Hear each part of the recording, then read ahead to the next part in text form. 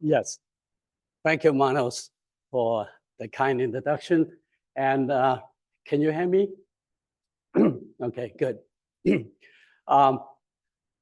So first of all, I'd like to thank the organizers for the opportunity to give today's talk.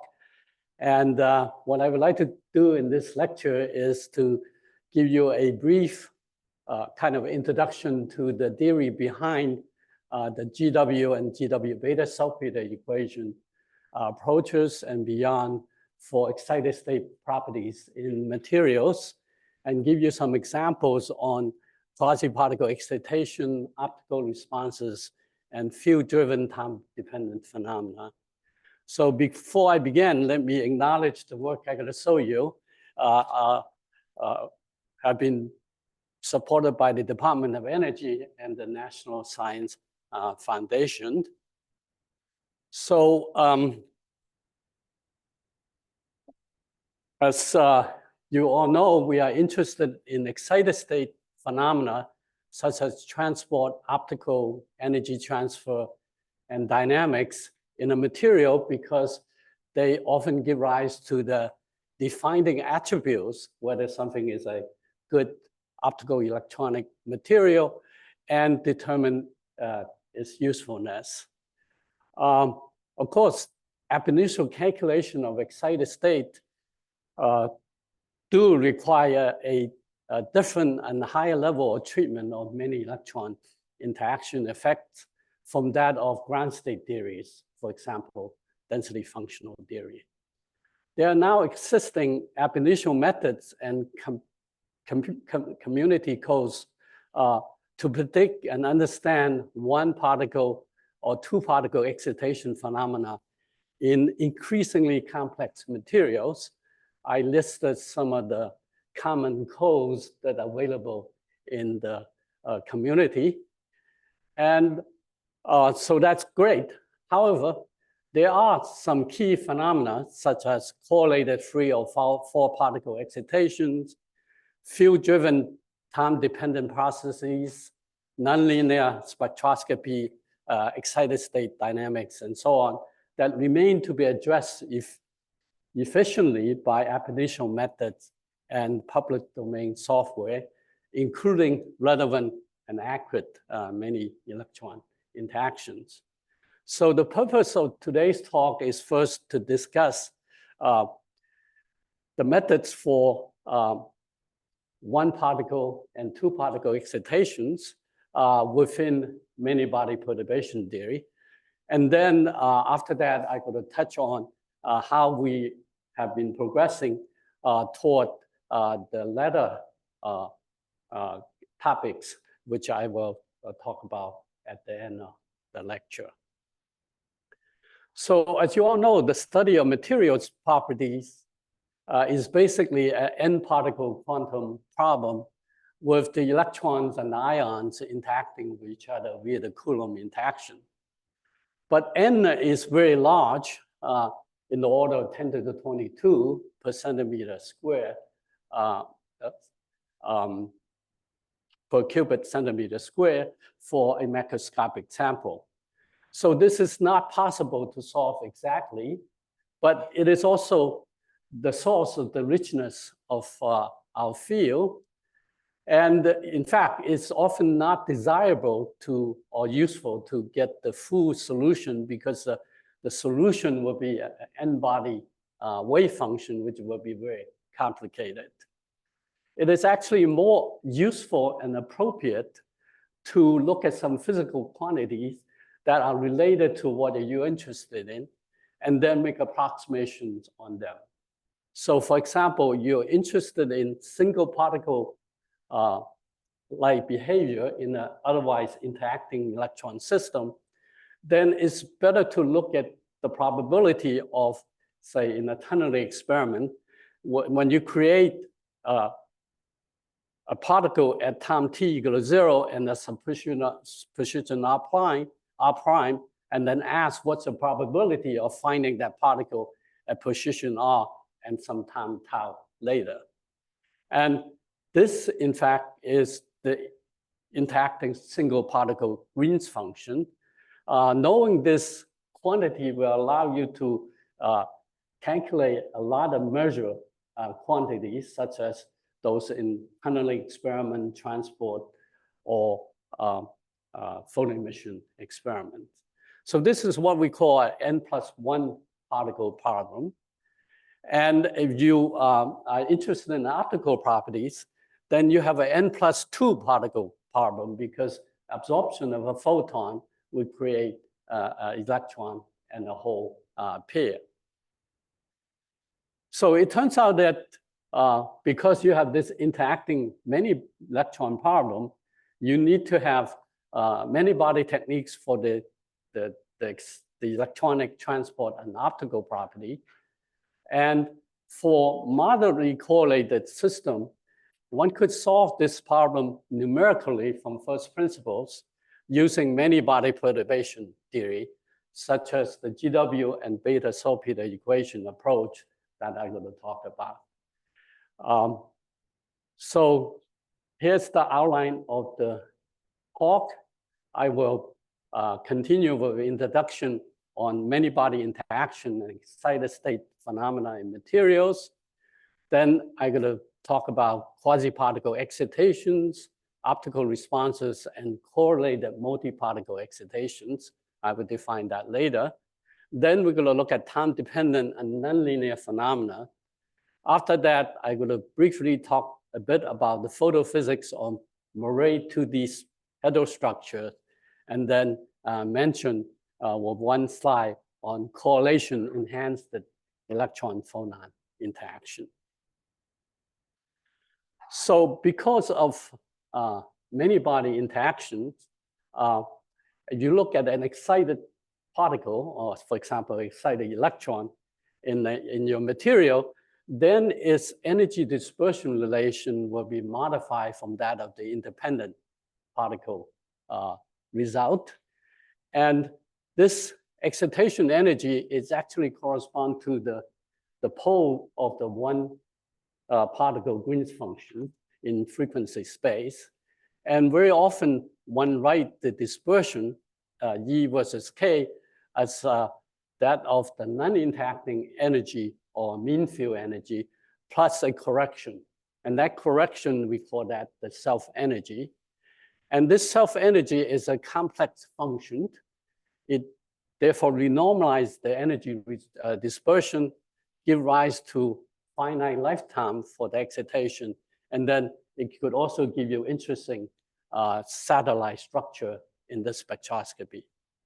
So for example, you look at the photo emission intensity in, say, the angle resolved photo emission measurement, then this intensity will be proportional to, will be related to both the imaginary and the real part of the self-energy.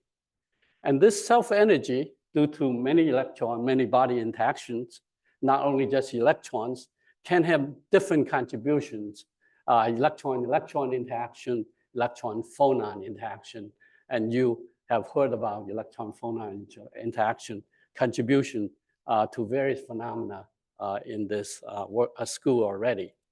So what we're going to focus on will be on the electron-electron contribution to the self-energy, say, for quasi-particle excitations. Now, within many body perturbation theory, you could determine what this self-energy is by expanding the self-energy in terms of Feynman diagrams to infinite order. Typically, say in standard textbooks, you would have this expansion in terms of the big Coulomb interaction between electrons. However, it turns out that it's much more efficient to do this series expansion numerically and physically by expanding it in terms of the screen Coulomb interaction. That is the big interaction screened by the dielectric response of the system. Now, in terms of the screen interaction, then you have this series of diagrams. And because the screen interaction is much weaker, for example, in silicon, it would be basically weaker by order of magnitude compared to the pair interaction, then it's very often it's sufficient for many material, not all material, that you would just keep the first term. And when you keep the first term and you call the screen interaction as W, then this is called the GW approximation. And you could do the same trick to the interacting two-particle Green's function.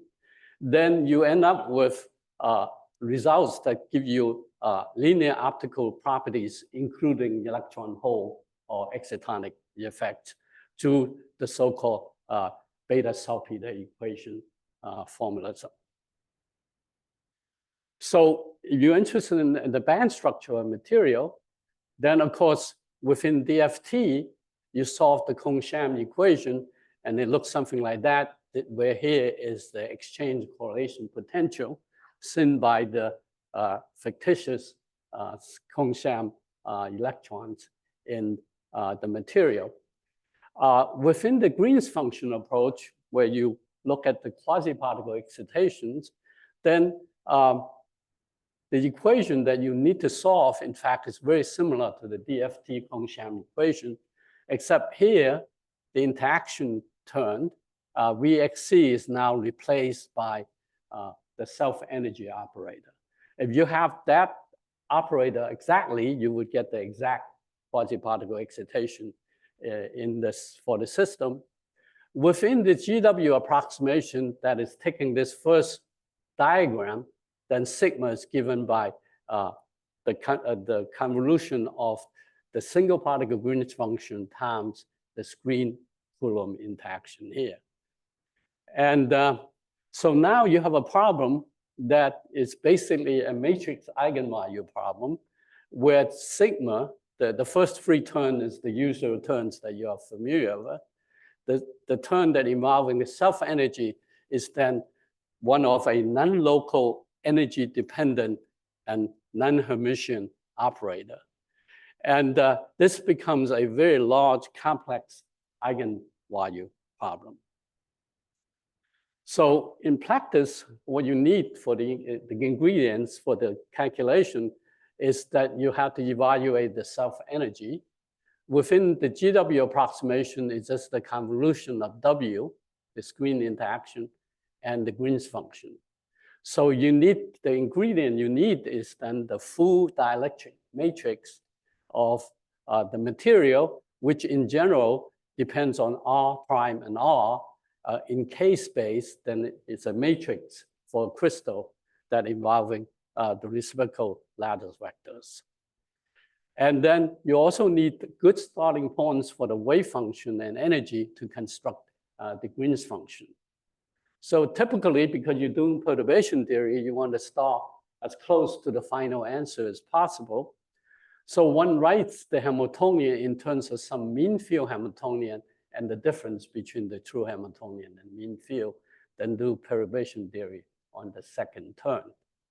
So typically in calculations, one start with the H0, the mean field term within DFT, for example, the usual LDA GGA approximation of LDA plus U.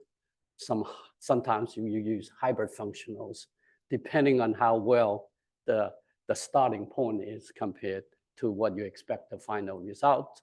And of course, there are also iterated schemes where you could update the energy and the wave function to get an improved answer.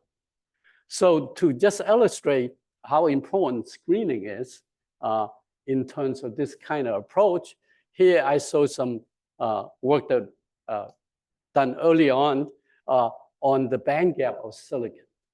So here is the band gap of silicon calculated with an LDA, which is about half a volt, which is quite far from experiment.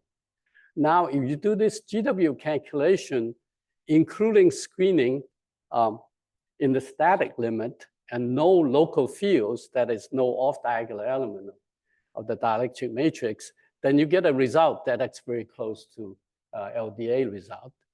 You do static screening with local field, then you get a result that's way overestimate compared to experiment. But if you include local field screening and dynamical effects, then you get this final GW result, which agrees quite well with experiment. Now, if you're interested in optical properties, then the excited state of the system, in fact, are correlated electron hole excitation. That is, it can be written as a linear combination of three electron hole pair exciting from the valence band, say, to the conduction band. Now, one need to determine the coefficient here and the energy for such states to get the optical property out. One could do that by analyzing the two-particle Green's function. I call G2 here. And by looking at the equation similar to a Dyson's equation for the quasi-particle excitation, you get our equation look like this. What we call this as the Bethe-Salpeter equation for effective two particles. And the solution of this equation, which involves the quasi-particle excitation energy, which you could get out from the GW calculation, and an electron hole interaction kernel, which I'm going to talk about a bit later. Then solving this equation, you get out the coefficient A and also the energy of the excited state. So from this solution, then you could get out the optical absorption spectrum, say, through a Fermi's golden rule, that kind of calculation. So the key quantity is then the electron hole interaction. Oops.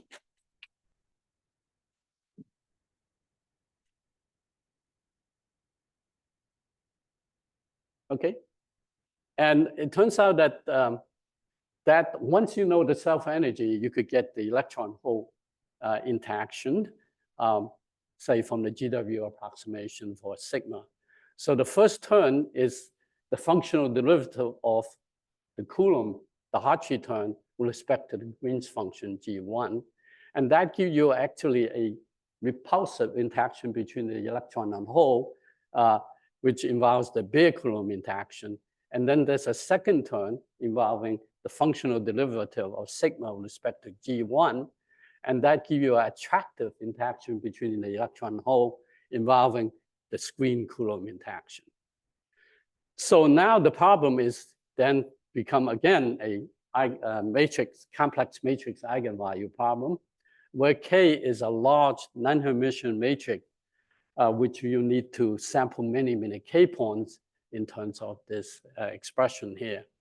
And K could be in the order of the dimension or the order of tens of millions or even hundreds of millions, depends on your system of interest.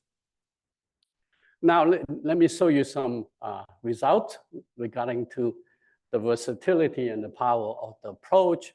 So here on the left is a plot of the calculated GW band gap within first order perturbation theory. We call it G0, W0 as a function of the experimental gap. So if there's perfect agreement, the data points should line along the diagonal. If you look at the LDA Kohn-Sham gaps, then they are way underestimate of the experimental gap. But the GW approximation actually give you quite accurate results. Now, by solving the Bethe-Salpeter equation I mentioned, then you could get out the optical spectrum. Here is plotted as epsilon 2 as a function of frequency for silicon. The blue curve is one without including the electron hole interaction using the GW band structure. And then the red curve is one solving the Bethe-Salpeter equation. So you see that the onset of absorption is pretty much at the same place, but the spectrum itself and the amplitude is quite different when you include electron hole interaction, even though the electron hole binding energy in silicon is very small, in the orders of tens of milli electron volts. Now, to just give you a feeling, what kind of system we could look at nowadays with this kind of approach. Here is looking at the progress or the reports of the biggest system that people have looked at as a function of time. So in the 80s, we could only do standard semiconductor with two to few atoms per unit cell. However, as a function of time, we could now actually look at systems with hundreds or thousands of atoms now. For example, one of the latest calculation involving looking at die vacancy in silicon carbide, one could look at a simulation, one could do a simulation with tens of thousands of valence electrons. So we have, as a community, we have progressed quite a bit in the last couple of decades. Now let me talk about the importance of non-local screening and correlation. I'm going to take the example of a molecular solid interface. So when you put a molecule on a metal, the molecular level will be modified. And how the molecular levels align with the Fermi level of your material, say a metal, is one of the key parameters in understanding the behavior of such system. Now, typically, when you take a molecule and from infinity and move it toward the surface, then the HOMO and the LUMO level will be modified due to interaction. And there's several physical effects come in, interfacial charge transfer, quantum mechanical coupling, the hybridization effects, and then the self-energy, the many electron correlation effects are also changed. So all three factors would come in to play in terms of determining the molecular levels. So to illustrate this effect, I give you the example of benzene, the molecule benzene on graphite serving as a metal substrate. So if you do DFT and look at the Kohn-Sham orbitals energies, then basically you have this result. And this result gives you a gap around 5 electron volt. And it's pretty much independent of how far you put the molecule away from the surface. And this result doesn't compare well with experiment. On the other hand, you do a GW calculation, then for the molecule at equilibrium distance from the surface, you get a much bigger gap, around 2.3 eV, 2 volts above that of the LDA result. And if you look at the isolated benzene molecule, then the HOMO-LUMO gap is even bigger, around 10.5 electron volt, agrees quite well with experiment. So that distance dependent, this screening self-energy effect is very important. It narrows the gap around 3 volts when you right on top of the surface at the equilibrium distance. And the Kohn-Sham energies do not capture this kind of change. In fact, the change is very large in the order of 2 electron volts. And that's independent of what kind of functional you yield, because the interaction of the molecule with the surface is very weak. And here's a look at the same type of system, benzene on the surface for different surfaces. And the blue curve is, the blue bars are for LDA calculation. And the orange bar is when you do it with a hybrid functional at the PBE0 level. And you see that basically your energy difference doesn't change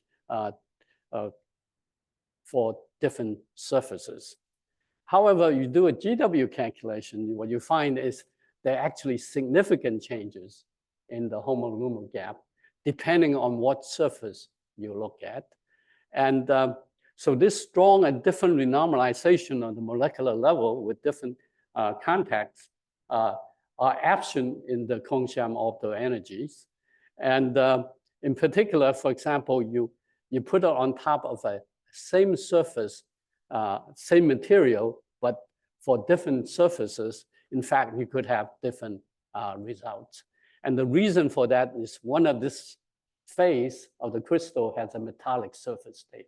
It changes the screening there. Now, as another example, I like to use to illustrate this kind of many-body effect is electron-electron and electron-hole interaction in two-dimensional system.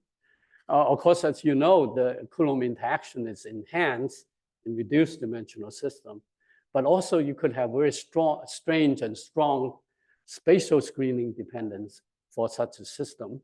And you could see this from this cartoon here. If you have two charged particles, then they will interact via the Coulomb lines, and those lines can go outside the sample, and depend on the distance, it will have different amount of interaction going outside of the sample. So what you have in general for 2D material is that you have no screening when the two particles are very close to each other. And then when they become larger, then you have more screening. But then when they are infinitely away, then the field lines go outside the sample, and then you end up with no screening again. So it's very different from a bulk 3D semiconductor. And of course, just from this picture, you could see that substrate and environmental screening are very important. And to illustrate this, important of not having screening at large distance, let's look at the optical spectrum of a monolayer molybdenum disulfide. And what happened here is that because of this enhanced or reduced screening, you have really strong excitons in 2 dimensions. Here's the case of monolayer moly disulfide. This is the calculated absorption spectrum for the system without including electron-hole interaction and with electron-hole interaction. This is the band structure of such system. And what you see is that when you include electron-hole interaction, the spectrum changes dramatically. You have strong peaks inside the quasi-particle gap correspond to various excitons for different transitions in the Brillouin zone. And you find that the binding energy of this excitons is an order of a half an electron volt, which is 2 orders of magnitude bigger compared to exciton binding energy in bulk semiconductors with a similar band gap. And comparing to experiment, you really need to include electron-hole interaction to get reasonable comparison. So this is the experimental data for the absorption, and it compares quite well with theory.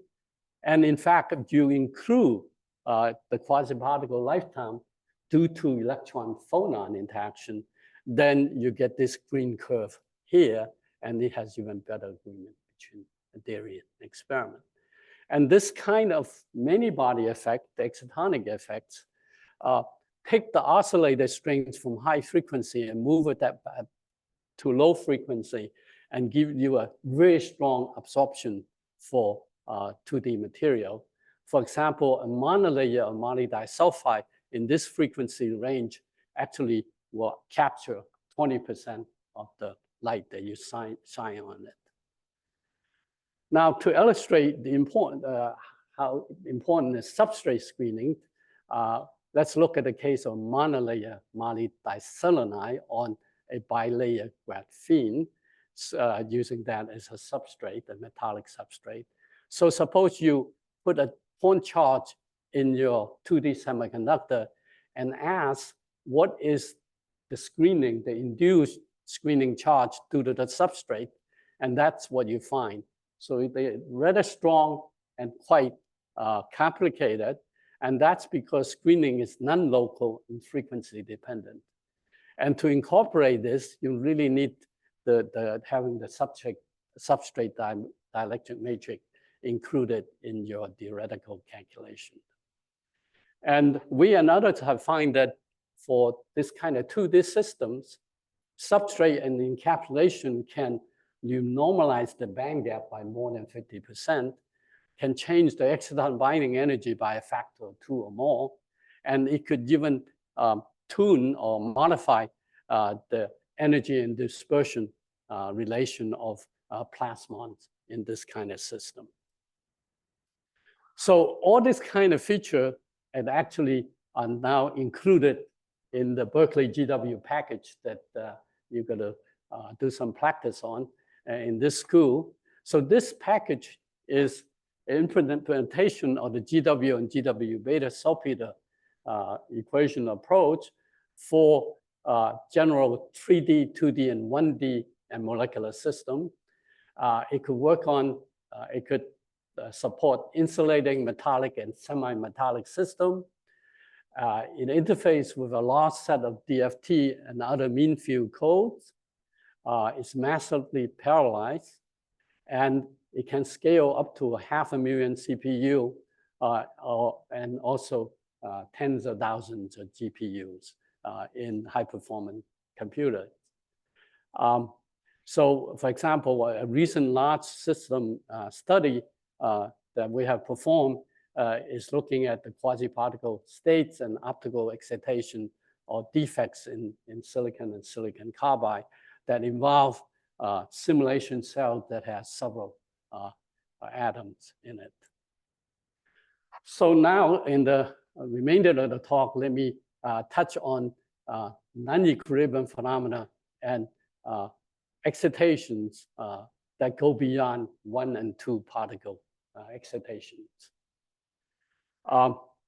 So to look at this kind of phenomena, we had to go beyond the standard ab initio GW and GW Bethe-Salpeter equation approaches. So for example, we're interested in correlated high energy particle excitation, such as a bi-exciton, a bound state between 2 excitons, tri-excitons, exciton combining with a carrier, and so on. Then we now had to look at the interacting 3 and 4 particle Green's function to try to solve it from ab initio. And then if you're interested in time-dependent and high field phenomena, such as those measured in pump probe experiments, nonlinear optics, and field-driven type of transformations, then one way to do that is to look at explicitly the time propagation of the Green's function. For example, within the time-dependent GW approach in the so-called non-equilibrium Green's function formulas.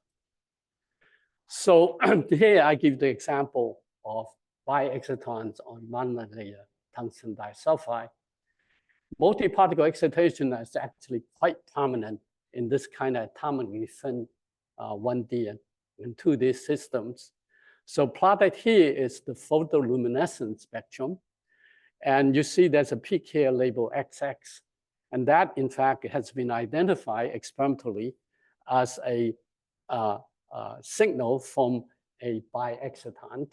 And that peak grows with the intensity of the excitation light.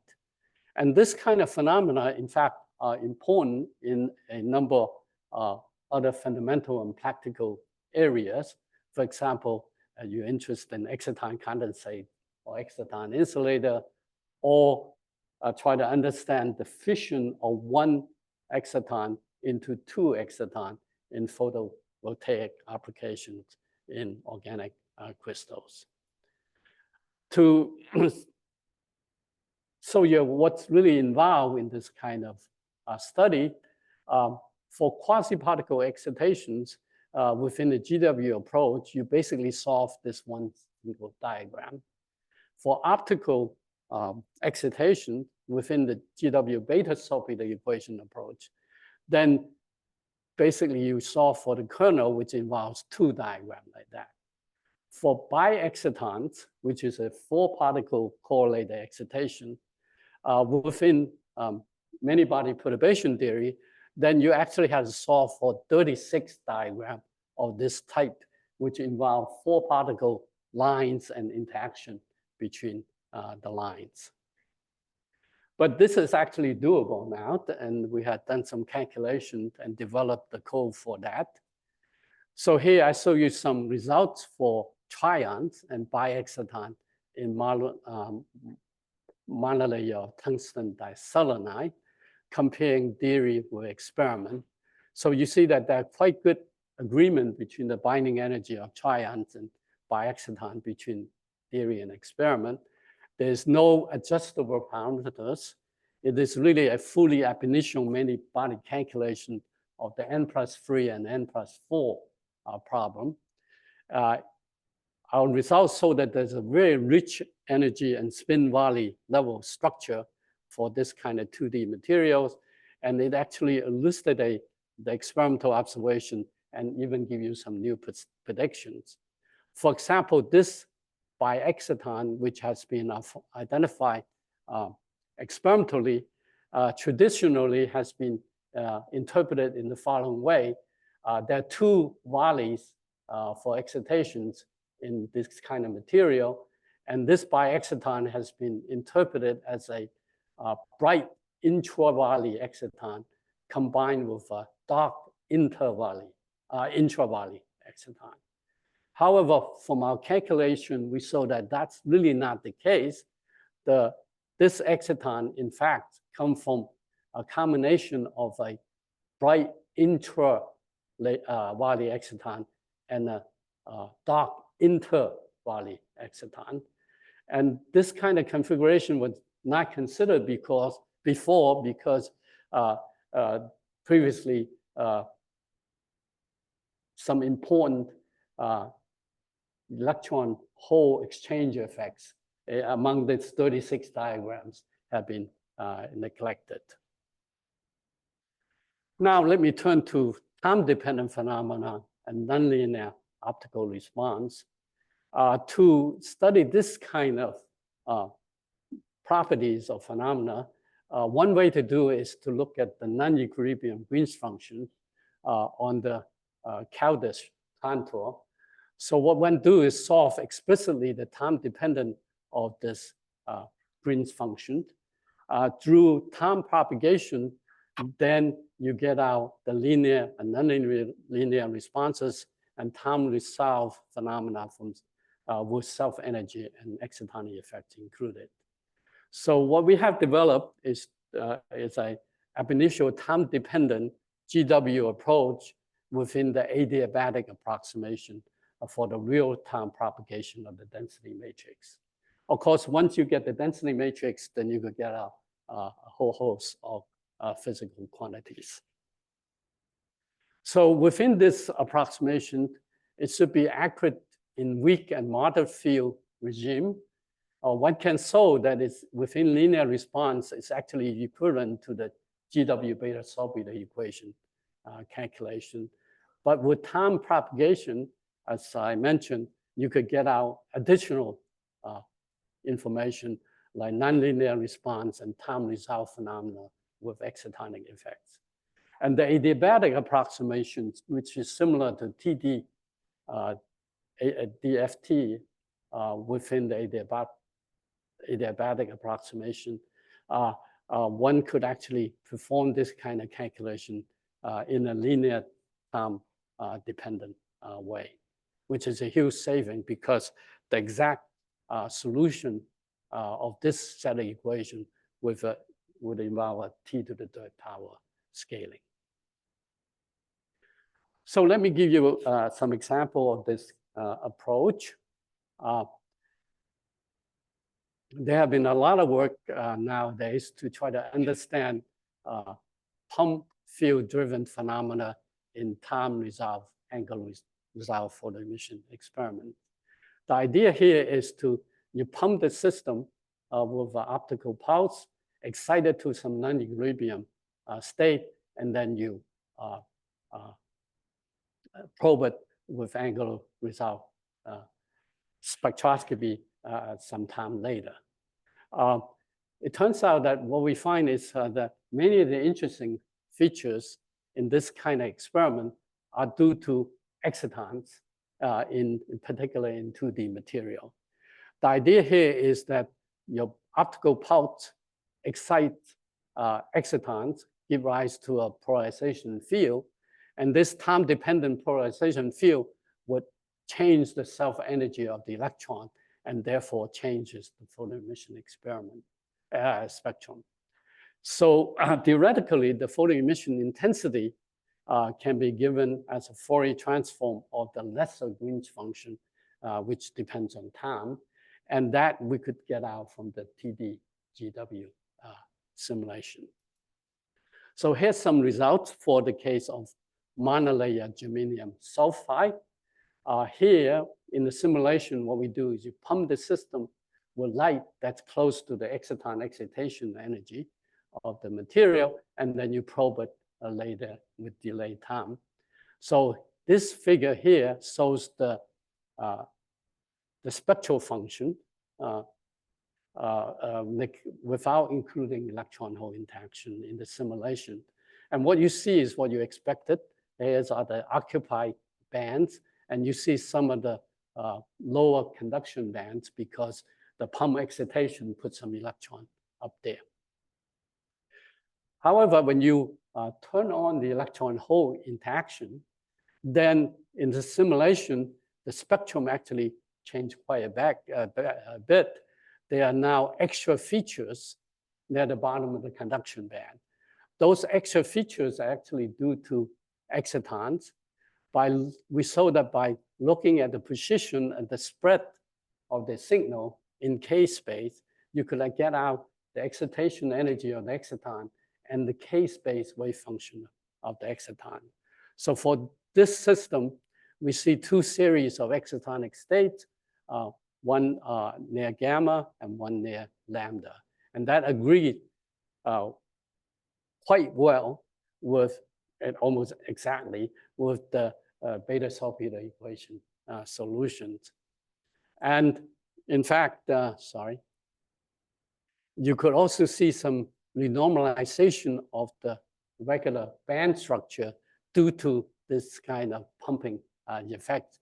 If the pumping intensity is higher, then you will see this a lot more.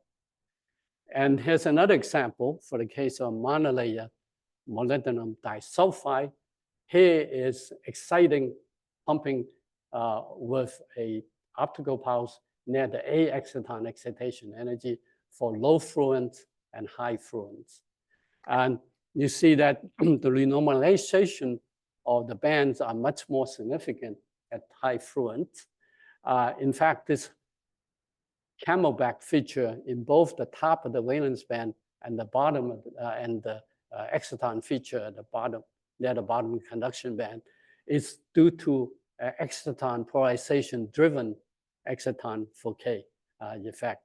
And this kind of effect has been recently confirmed quantitatively in experiment by the Denny group in Japan. Now let me talk a bit about another application of TD-GW approach. These are shift currents in material. Shift currents are photo-induced DC current in a non-central symmetric crystal without having to have a PN junction. And this is called so-called bulk photovoltaic effect. It is a second-order optical response that is an AC field coming in and give you a DC current out. It's really related to the band topology of the material, and it's a completely quantum topological effect. Basically, the electron shift its intra-shell coordinate from optical transition from the valence band to the conduction band. And what we find is that excitonic effects in 2D semiconductor can greatly enhance shift currents by orders of magnitude and give you actually interesting new phenomena. So here's some results for shift currents in monolayer germanium sulfide. Plotted here is one of the components of this shift current coefficient. Blue curves is without including electron-hole interaction, and red curve is with electron-hole interaction. So you see that excitonic effects can greatly enhance this kind of second-order optical process, and the effect can be huge for 2D material, increasing it by orders of magnitude. And even more interesting is that because you have strong excitons, you could have DC charge transport with CW in-gap excitations. So this is a very exciting and new direction to look for materials that could give you photovoltaic processing without having to have a PN junction. And as also excitons could enhance higher order optical effects like second harmonic generation. Again, here's for monolayer germanium sulfide. What's plotted here is Chi2. Somehow this symbol didn't come out. For the case that when you neglect electron-hole interaction and when you include electron-hole interaction. Again, you could have orders of magnitude enhancement in this kind of nonlinear optical processes. Another interesting phenomenon that we discovered recently is that shift currents in Moiré superlattices of 2D layers can lead to some really interesting phenomena. So as you probably know, Moiré superlattices are something that you could form by putting two layers of 2D material together and then look at that as a function of twist angle. And this kind of system can lead to many interesting, exciting new physical phenomena. For example, flat bands, unconventional superconductivity, correlated insulating states, and novel Moiré excitons in the transition metal dichroic bilayers. So here I'm going to show you some results for the case of intra-layer Moiré exciton in tungsten diselenide and tungsten disulfide. So these two layers forms a type 2 band alignment system like this. And if you look at the absorption or experimentally the refraction contrast spectrum for this system and look at the region where you have intra-layer excitons in the tungsten diselenide layer, then what you find is for large twist angles, then you see basically one peak that corresponds to the A exciton in the isolated layer. However, for near zero twist angle, then this peak split into 3 peaks. And the origin and the nature of this kind of new exciton is quite interesting. It's related to large structural reconstruction and flat band physics in the system, but I won't have time to go into that. But I want to show you a bit about the nature of this kind of exciton and how it related to a new phenomena related to shift currents. So now you see theoretically also 3 peaks if you do the GW Bethe-Salpeter equation calculation. The first peak, in fact, is traditional modulated binary excitons. They are the electron and holes live in the same place, and they kind of isolated or localized in a particular place in the Moiré supercell. However, peak 3, in fact, is a novel charge transfer exciton that does not exist in a single layer, and that corresponds to an exciton with the hole separated from the electron, and that electron-hole separation distance is very large, in the order of 5 nanometers. And if you shine light on exciton 3 and you look at the DC current through the shift current process, then in fact, it shows something very interesting. It gives you a DC circulation of current that in the form of vortices.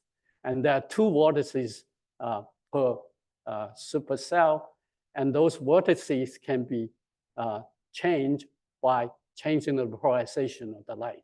So for linear polarized light in the x direction, it gives you those two vortices, and then for y polarization, it gives you these two vortices.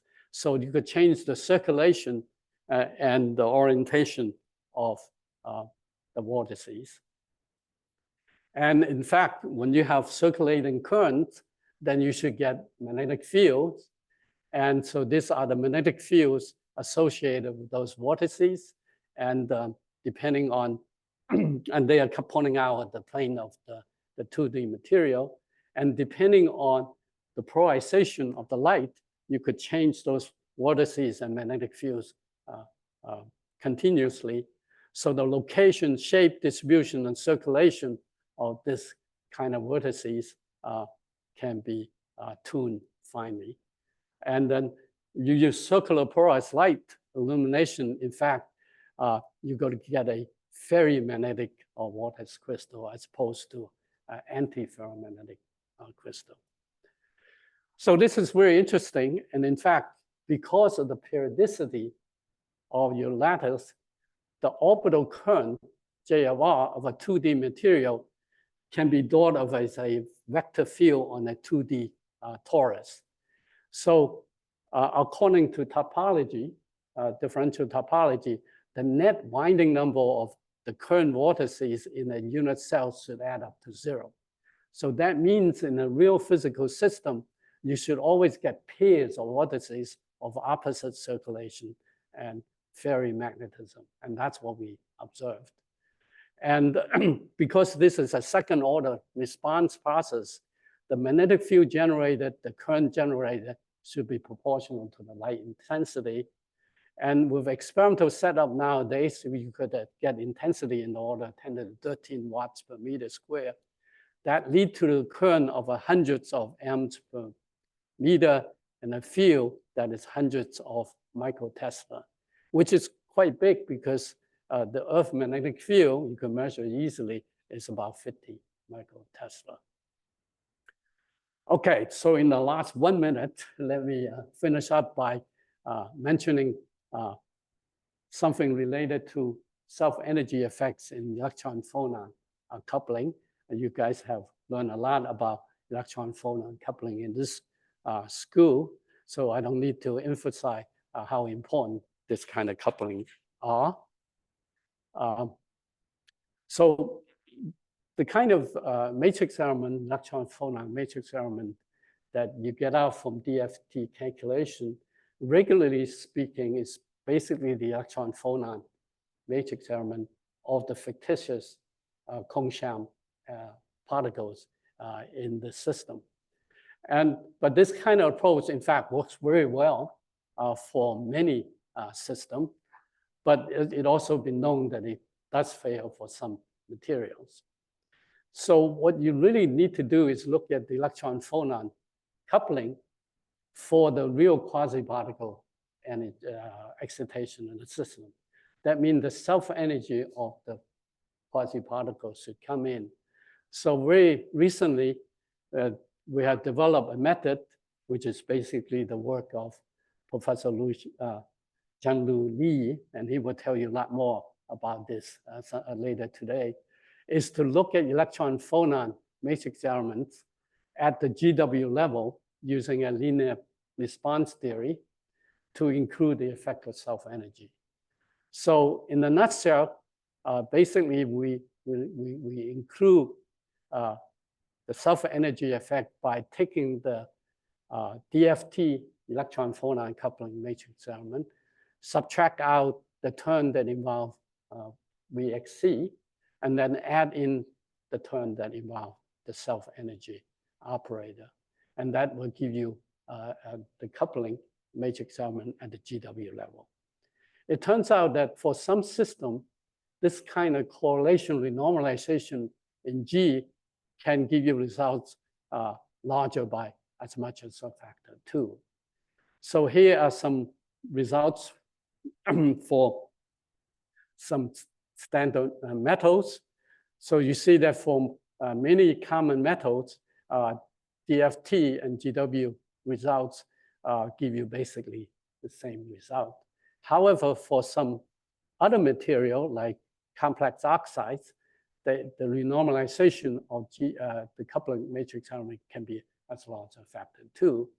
And this kind of renormalization, in fact, can explain the very high transition temperature in this system, potassium doped barium bismuth oxide. And also it could explain the phonon, the king in the photoemission experiment in the Q plates. John Liu is going to tell you more about this. So let me finish up by giving you a few take-home messages. First, I hope to show you that many-body interaction are centrally important in material property and phenomena, and the treatment of interaction effects at the appropriate level is essential, especially for excited state and lower dimensional system. And using many-body theory with screen Coulomb interaction to the n-particle Green's function is an approach which has proven to be powerful and versatile for understanding a number of phenomena. So let me thank you for your attention, and I will be delighted to answer questions. This micro, I think one of the microphones is correct. Your microphone. Oh. Thanks so much. Okay.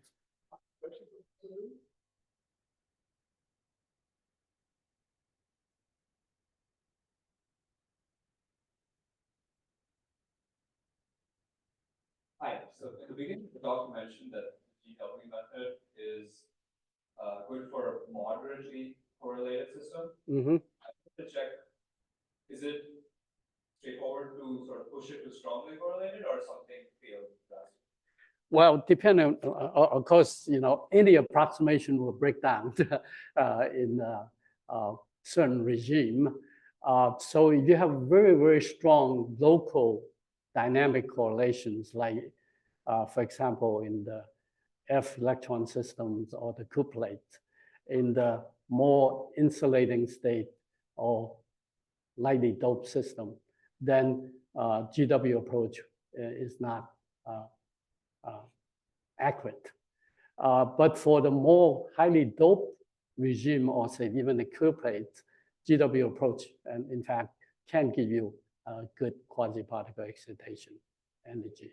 But would it mean just if you want to improve on it, would it be adding the next self-energy terms, like if we have to do it, or is it? Yeah, you would have to add higher order diagrams and add the spin fluctuation channel, which is doable.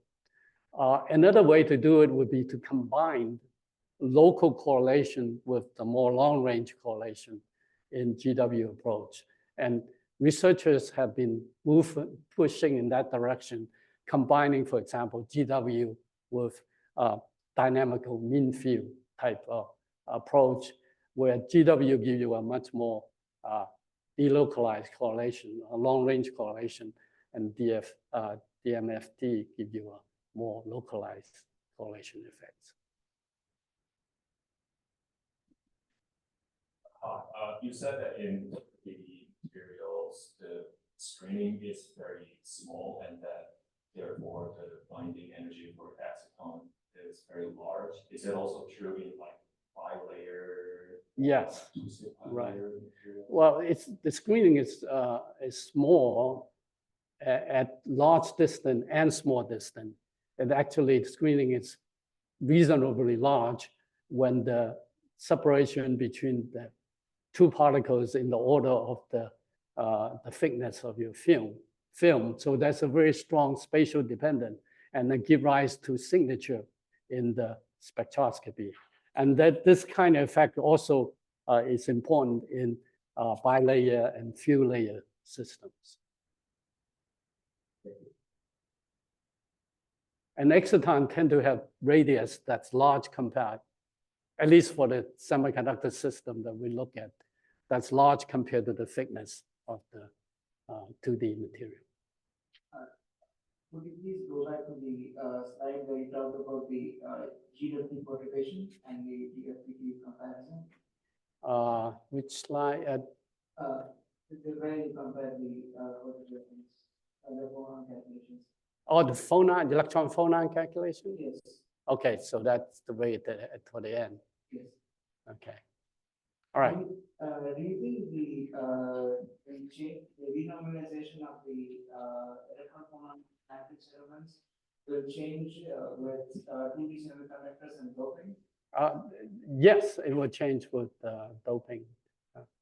Because in 2D semiconductors, or even bilayer and trilayer semiconductors with defects in them, do you think this will also change how the photoluminescence spectrum is obtained and the coupling of the electron and phonons in the phonon sideband? Yes, I would assume that that's kind of effects will have significant influence, but this is a very new method. I don't think anybody have applied it to defects in 2D systems yet. Thank you. One more last question in the room. I'm sorry, please, can you tell maybe one reason why flat bands are exciting? What is exciting? Flat bands, you mentioned. Oh, flat bands are exciting, yes. Well, they are exciting because usually when you're looking at many body effects, it's a competition between kinetic energy of your system and the potential energy of the interaction between the electron. So the kinetic energy is related to the flatness of the band because the effective mass is related to the flatness of the band. And the Coulomb interaction is related to the average distance. So you could see that whenever you have very large, very flat bands, the Coulomb interaction becomes more important because the kinetic energy is less influence.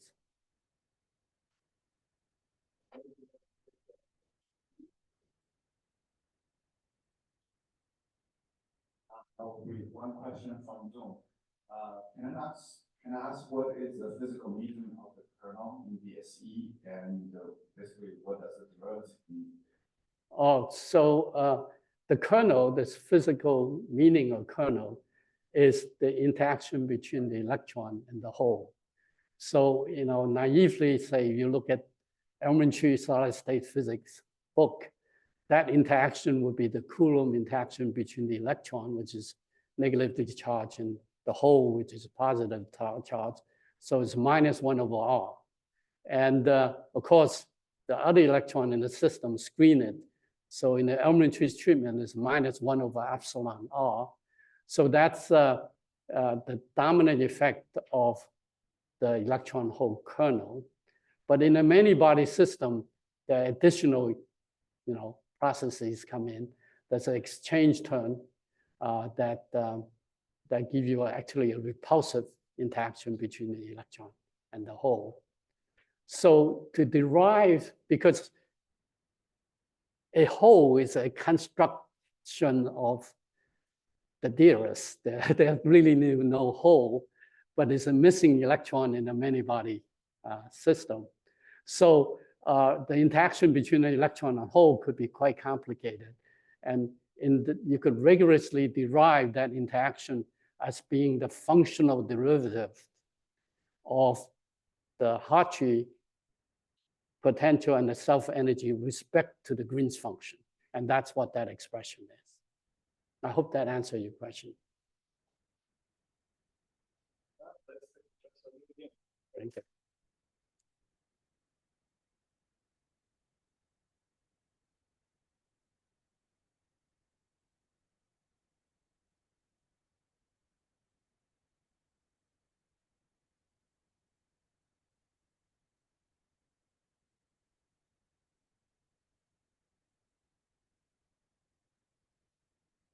Save my neck.